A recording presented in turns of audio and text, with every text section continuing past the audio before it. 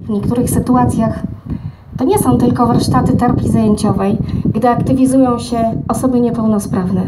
To jest miejsce, gdzie rozwiązuje się codzienne problemy, takie życiowe, społeczne, emocjonalne, zdrowotne, gdzie opieka jest nie tylko dla podopiecznych, ale też dla całych rodzin. Tutaj wszyscy znajdują swoje miejsce. Te warsztaty po prostu mają duszę.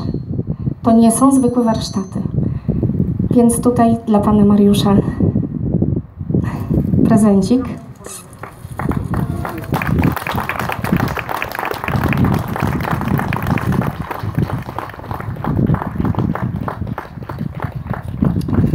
A to symboliczne drzewko, które stoi przed panem Mariuszem.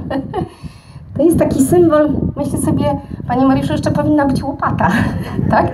Żeby tak już w całokształcie. Aczkolwiek gdzieś stoi, gdzieś jest schowana i jest przygotowana. Więc drzewko ma symbolizować te 5 lat. Jak sobie pan Mariusz wsadzi w pięknym swoim ogrodzie, jest to drzewko owocowe. Będzie przypominało ten piękny okres, ten piękny czas, te 5 lat. Natomiast te owoce, myślę sobie, że dla wszystkich pracowników to są owoce takiej empatii, zrozumienia i nabierania sił do kolejnego dnia pracy. I myślę, że jak kolejne jabłko zerwiecie, to będzie owoc waszej ciężkiej pracy. Dziękuję. Dziękuję bardzo. Widzicie, mnie też zagonili do roboty, więc wszystko działa. Dziękuję bardzo. Jeszcze raz ja bym prosił może o pomoc tutaj znamienici, bo osoby, które cały czas nas wspierają dobrą radą, cudownym działaniem, codziennością, codziennie odczuwamy ich wsparcie. Ja chciałbym ich w tej chwili przedstawić. Jest z nami pan starosta kartuski, pan Bogdan Łapa. Na razie pójdziemy drogą kartuską. Jest z nami pan Jan Mazur, dyrektor GOPS-u w Kartuzach. Jest z nami dyrektor Powiatowego Centrum Pomocy Rodzinie, pan Grzegorz Mikiciuk. Drogą kartuską chyba wszystko obtoczyłem w tej chwili.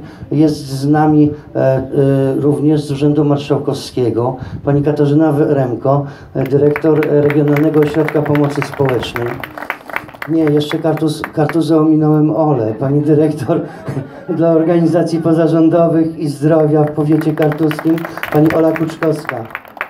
Z Urzędu Marszałkowskiego pan Andrzej Kowalczys, który wspiera naprawdę codziennie zawsze jakąś organizację. Jak nie wesprze, to pójdzie z nimi grać w piłkę. Jak nie pójdzie z nimi grać w piłkę, to mówi: chodźcie, idziemy na grzyby. Zawsze gdzieś jest i zawsze bardzo blisko człowieka. Cudowna istota Agata Chrul, która jest też ogromnym wsparciem, jeżeli chodzi o projekty. Pani Basia Bałka, która też w Urzędzie Marszałkowskim pięknie nas wspiera. Jest przedstawicielka Ośrodka Wsparcia Ekonomii Społecznej i Fundacji Pokolenia, Alicja Dawidowska. Widzę ją? Widzę.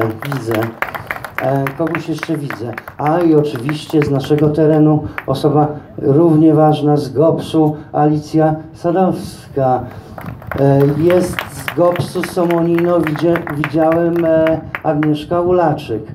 Jezu, ja nie wiem, czy wszystko to pamiętam, czy wszystkich widzę.